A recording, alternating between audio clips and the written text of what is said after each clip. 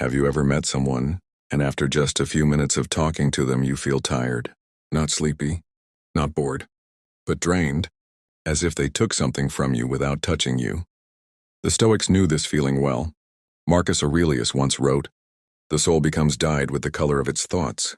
And sometimes, those colors aren't ours. They belong to the people around us, people who, knowingly or unknowingly, drain our strength. It doesn't always happen loudly. It's not always an argument, a fight, or an insult. Sometimes it's the quiet sighs of a friend who never listens to your advice but always brings you their problems. Sometimes it's the coworker who complains about everything, turning every bright day into a cloudy one. Sometimes it's even family. They don't take your money.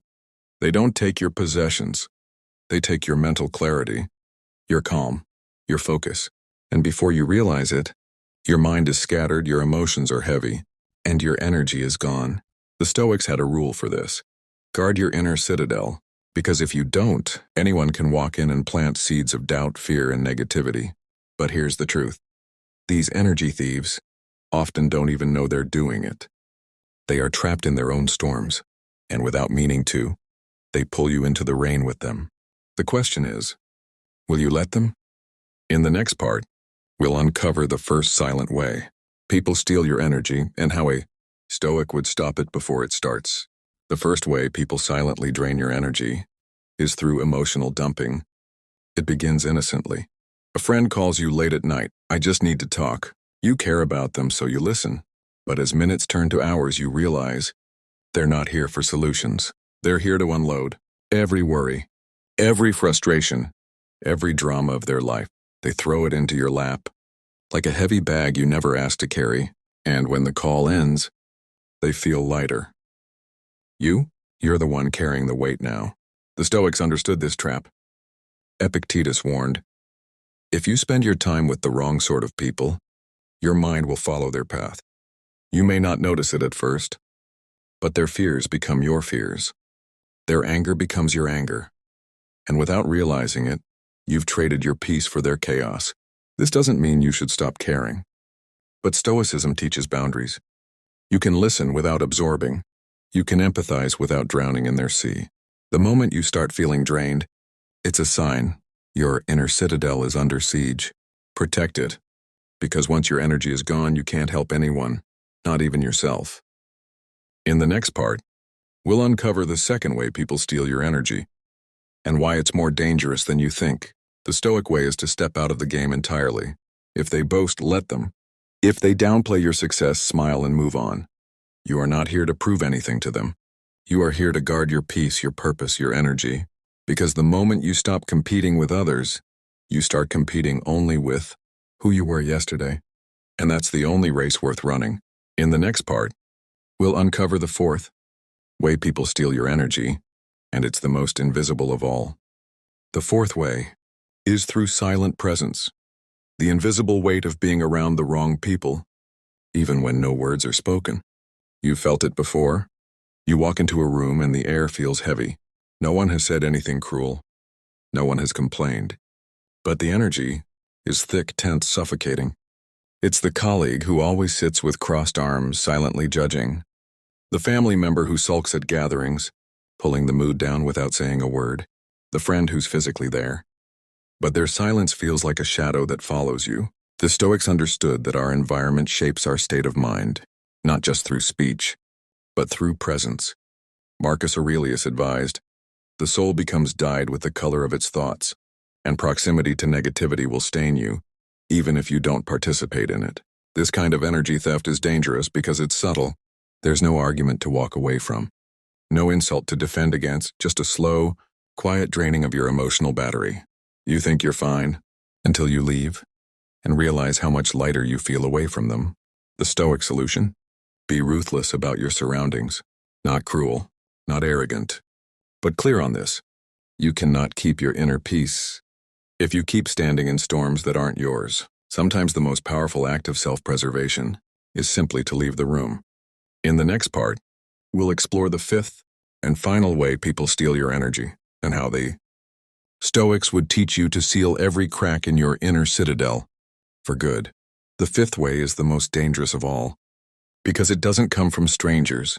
co-workers, or even friends. It comes from you letting them live in your mind, long after they're gone. Think about it. Someone hurt you months ago, maybe years. They said something cruel. They betrayed you.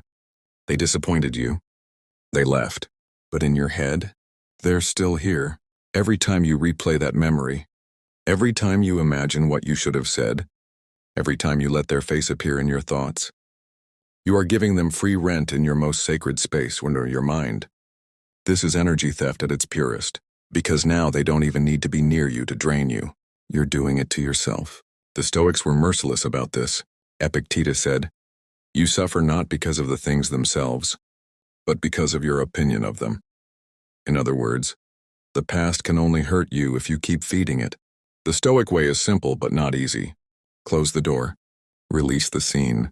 Stop rehearsing the pain like a play you've watched 100 times. What's done is done. You can learn from it. You can grow from it. But you cannot let it own you. Because the final truth is this: the greatest protection from energy thieves is not pushing them away. It's building your inner citadel so strong, so self-sufficient, that no one can enter without your permission. And once you learn that, you stop being drained. You start living. Now that you know the 5 silent ways people steal your energy, the question remains, how do you stop it? The Stoics had one answer: build your inner citadel. Marcus Aurelius described it as a fortress inside your mind, a place where no insult, no jealousy, no drama, and no negativity could reach you without your permission. Here's how you build it. 1. Awareness. Notice when you start feeling drained. Is it after certain conversations? Certain people? Certain places? Your body always tells you, pay attention to it. 2. Boundaries. Say no without guilt. Not every call needs to be answered. Not every invitation needs to be accepted. Protect your time like you protect your money, because energy is worth more. 3. Detachment. Learn to care without caring. Listen to people, but don't absorb their storms. Their chaos is theirs to fix, not yours to store. 4. Silence is power. Not every attack needs a response. Sometimes the strongest move is to remain still. Let their words pass and keep your peace untouched. 5. Release the past. Don't let ghosts live in your mind. Forgive, not because they deserve it, but because you deserve freedom. Remember, the Stoics didn't live in caves avoiding people. They lived among crowds, politics, and conflict. Yet they remained calm, focused, and unshaken. Why? Because they knew their mind was theirs alone. And once you truly believe that, you'll stop fearing energy thieves. They can knock on your walls, shout at your gates, even try to climb over, but they will find nothing to take, because your citadel will stand, and you will stand within it. So here we are. You've seen the 5 silent ways people steal your energy. You've learned the Stoic tools to guard your mind. But the real challenge begins now, because this isn't just a video you watch and forget. This is a choice you make every single day. When the phone rings and it's another hour of emotional dumping, will you answer? When someone tries to dim your light with criticism, will you believe them? When the past whispers in your ear, will you let it stay? The Stoics believe the greatest freedom is the freedom to rule yourself. And ruling yourself means protecting your mind as if your life depends on it, because it does. Every thought you allow in shapes the person you are becoming. So today, make a vow to yourself.